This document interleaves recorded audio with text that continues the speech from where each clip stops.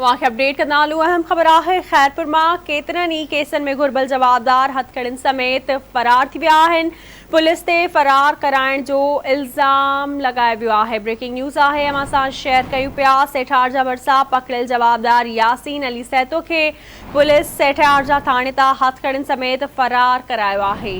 ख़बर अमां सां शेयर कयूं पिया। अहम ख़बर आहे, खैरपुर मां केतिरनि ई केसनि में घुर्बल जवाबदार हथकड़ियुनि समेत फरार थी विया आहिनि। पुलिस ते फरार कराइण जो इल्ज़ाम लगायो वियो आहे। केतिरनि ई केसनि में घुर्बल जवाबदार खे डील तहत फरार कराइण जा चोबोल जवाबदार यासीन सहतो जी गिरफ़्तारी वारा फुटेज आवाज़ टीवी हासिल करे वरिता आहिनि।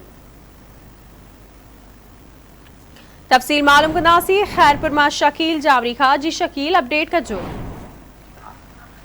जी बिल्कुल ही पंहिंजो खैरपुर जे इलाइक़े सेठारजा में जेको आहे पुलिस पारां कुछ ॾींहं अॻु में जेको आहे फुर्त जी कोशिश दौरान पकड़ियल ख़तरनाक कैदी खे जेको आहे मुबैना तौर ॻरी रिश्वत वठी फरार कराइण जो इंकिशाफ थियो आहे। उन हवाले सां ज़रियनि जो चवणु आहे त सेठारजा थाणे जी हद मां पकड़ियल जवाबदार ख़तरनाक जवाबदार यासीन सातो खे जेको आहे सेठारजा थाणे जे अहलकारनि मुबैना तौर ते ॻरी रिश्वत वठी खेसि फरार कराए छॾियो आहे। उन हवाले सां मालूमात मिली आहे त ॾोहारी जेको आहे केतिरनि ई संगीन केसनि में घुर्बल हो ऐं हिकु ख़तरनाक ॾोहारी हो। ॿिए तरफ़ SSP खैरपुर जेको आहे मामले जो नोटिस वठंदे 4 अहलकारनि मथां जेको आहे केस दाख़िल कराए खेनि जेको आहे लॉकअप कराए छॾियो आहे। जी महिरबानी अवां जी शकील अपडेट करण लाइ।